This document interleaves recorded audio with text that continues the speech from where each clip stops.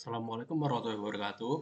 Nama saya Muhammad Nafal Tiyudin. Saya mahasiswa Udinus dengan NIM A1120211344. Untuk di video sebelumnya itu sudah mengerjakan hingga cleaning data. Untuk selanjutnya kita akan melanjutkan untuk konstruksi data. Terus kita cek juga untuk korelasinya. Nah, terus selanjutnya kita akan menentukan label dan yang akan digunakan untuk pemodelan data itu sendiri. Pada yang terakhir kita akan mengevaluasinya. Oke, dari yang pertama yaitu kita akan mengkonstruksi datanya. Jadi di sini diimportkan Seaborn ASSNS, kemudian import juga Matplotlib untuk penghitungannya ASPLT. Nah, untuk yang pertama, kita masukkan objek yang akan ditampilkan, yaitu pada bagian Fatal Health. Karena di sini hmm, untuk sebagai acuan hasilnya itu pada bagian Fatal Health. Di sini yang memiliki nilai unik sedikit juga pasti untuk acuannya, untuk hasilnya. Oke, selanjutnya kita gunakan eh, library tadi yang SNS untuk menentukan scale-nya, kemudian kita masukkan data yang sudah bersih yang bernama clean tadi, bagian fatal health, kemudian jumlah isinya, value count, dan kita plotkan. Nah, untuk bagian ini fatal health data hanya untuk bagian atas, untuk Y labelnya pada bagian bawah. Dan untuk jumlah ini di samping, untuk title-nya di bagian atas, untuk yang X-nya di bawah sini. Nah, jadi akan ditampilkan seperti ini. Di bagian isi datanya hanya terisi 1,0, 2,0, dan 3,0. Sini dapat ditampilkan data berapa jumlah yang bernilai Sabtu itu sampai 1.600 lebih. Untuk yang kedua ini sekitar 300-an mungkin.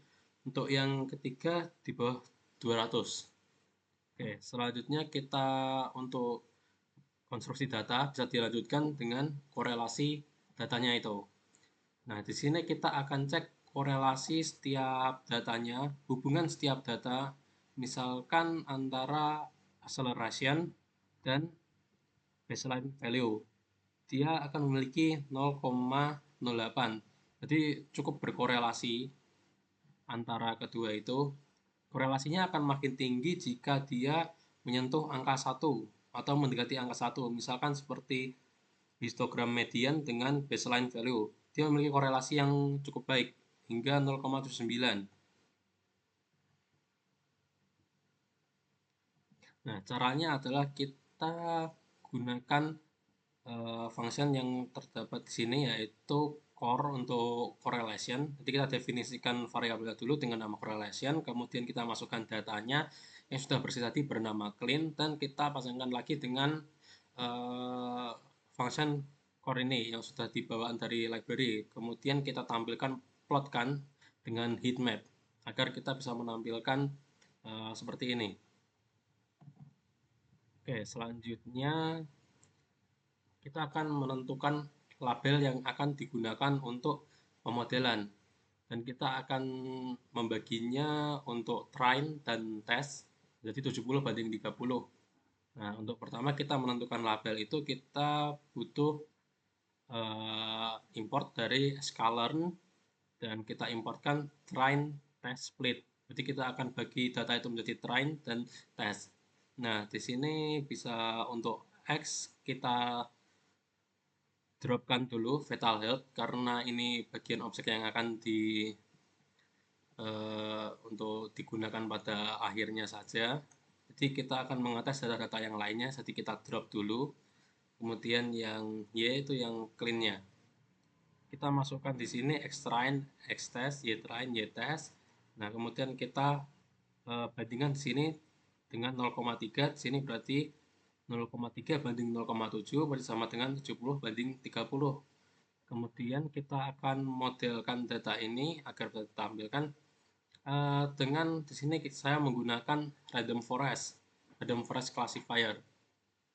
Nah, kita akan gunakan juga untuk train dan y-nya kita gunakan semua di sini. Nah, kita masuk ke bagian untuk pemodelannya. Nah, jadi di sini sudah bisa digunakan untuk yang data bersihnya ini dimasukkan, jadi random forest classifier dimasukkan ke function dari library-nya.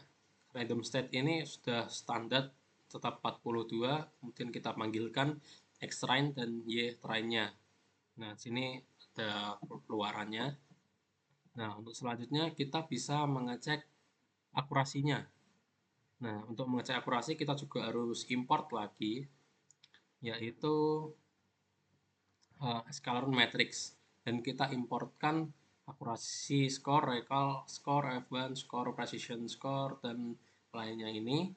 Kemudian yang kedua, kita importkan classification report untuk report hasilnya nanti. Yang pertama untuk Y kita prediksikan sama dengan clean classifier, kita klasifierkan dengan xtest. Nah, untuk di sini kita tinggal printkan hasilnya saja.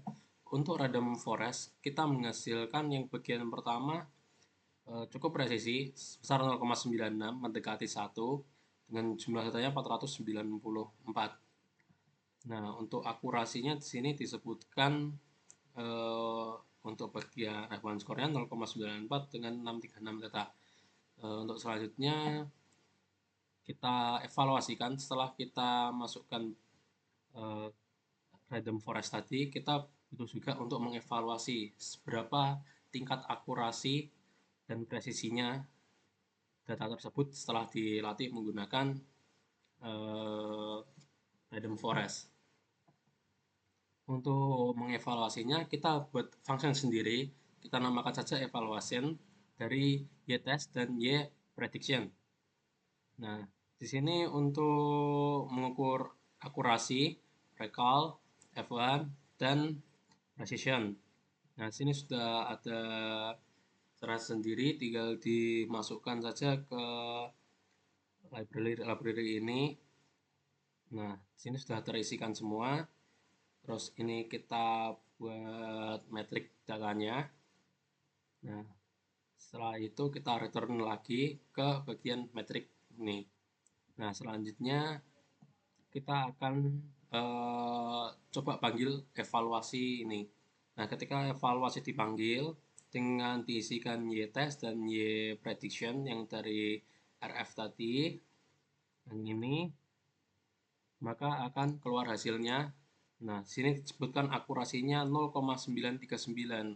Jadi memiliki akurasi yang cukup tinggi, mendekati angka 1, kemudian recall-nya juga sama. Untuk F1 score-nya juga cukup tinggi, 0,938, dan ini cukup presisi juga sebesar 0,93.